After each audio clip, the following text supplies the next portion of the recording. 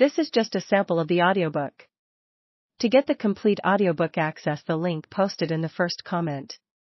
More like in the 18th century aristocratic debutante presenting herself to society kind of coming out. I never had a proper bar mitzvah because I dropped out of Hebrew school, and I never had a quinceañera like many of my friends because when I turned 15, my mother insisted I was not a young woman of Latin American heritage. So, let's think of this book as a combo of all those time-honored, coming-of-age traditions I missed out on, minus the shitty DJ and plastic party favors. See, if you're familiar with my work, you are likely familiar with my persona, the heightened reality, campy, scripted, comedic version who often breaks into song.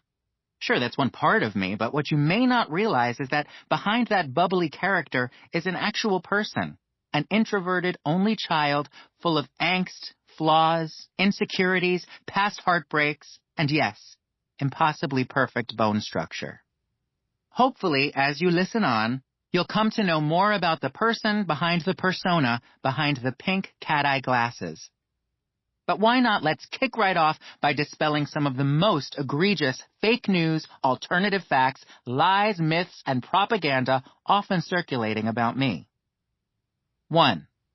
It was once written in a review of my work that I am the love child of Harvey Fierstein, Bette Midler, and Anderson Cooper. While I was not able to fully corroborate this genealogy on Ancestry.com, nor can I practically imagine such a romantic tryst among those three gay icons.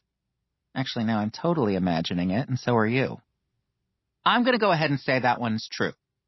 Hey, it's my book. 2. I've seen a number of QAnon-style conspiracy theories about me perpetuated by cyborgs, trolls, and bots on social media. Recently, one such tweet referring to me as a, quote, little mutant freak claimed that I am, quote, a CIA asset probably born in a lab somewhere. This is also entirely true.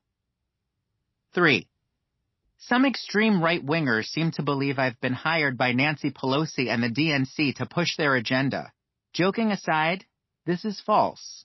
Believe it or not, my work is not at all politically motivated, and neither am I. I've never been a political junkie by nature, and I'm not a pundit.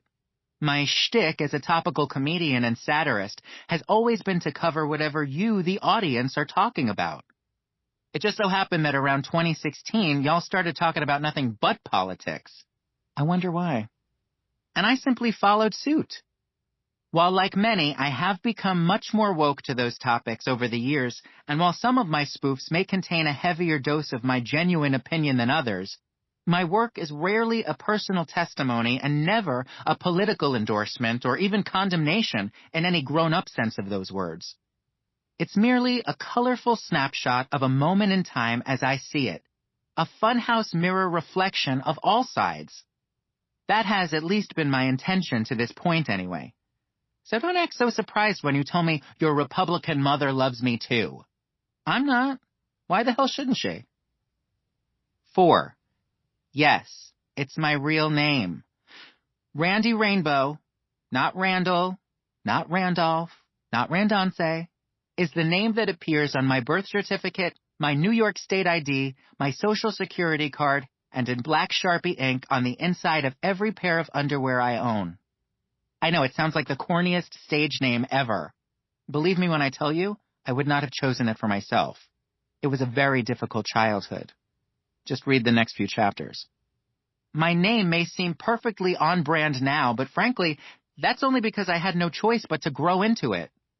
For all those birthers out there still demanding receipts, here, once and for all, in plain black and white, in the very first chapter of my very own book, is everything I presently know about the official origin of my very real last name.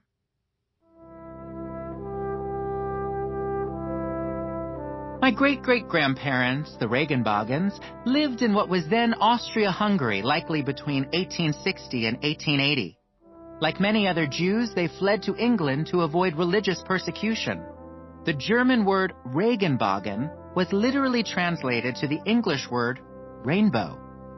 The freshly minted Rainbow family became domestic servants in Great Britain. It's believed they served royalty and were somehow well known and highly regarded. Around 1900, they immigrated to the U.S., and since their name was already anglicized, no changes.